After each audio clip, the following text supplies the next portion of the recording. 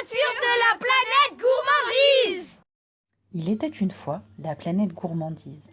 C'était une planète en forme d'ourson en chocolat.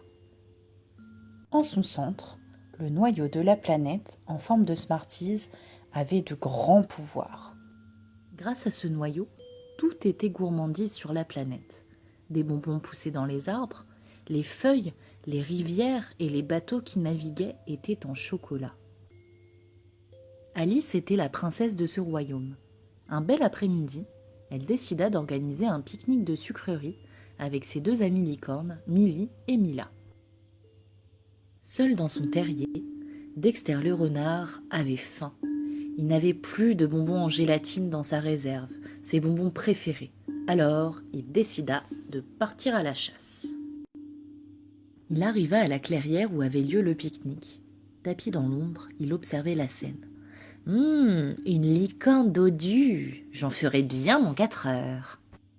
Et c'est alors qu'il bondit sur sa proie. Tout à coup, il eut une lumière terrible dans le ciel. C'était Diablou, qui arrivait à bord de son vaisseau pour venir voler le noyau de la planète afin de faire pousser des friandises dans tout l'enfer. Il captura Alice pour qu'elle lui révèle où se trouvait le noyau. Dexter le renard essayait de l'en empêcher, mais le diable lança des pièges. Milly et Mila eurent une idée. Faire la croix magique avec leurs cornes pour repousser le diable hors de la planète. Abracadabra, croix magique, nous te chassons de cette planète, Diablou. La formule magique fonctionna. Diablou lâcha Alice et fut banni de la planète gourmandise pour toujours. Bravo, nous avons sauvé la planète gourmandise, dit Alice. Venez tous dans mes bras. La paix revenue dans le royaume, ils décidèrent de faire le pique-nique tous ensemble. Et pour remercier Dexter le renard, les licornes firent apparaître un coffre géant de bonbons en gélatine. « Merci mes amis !» s'exclama Dexter.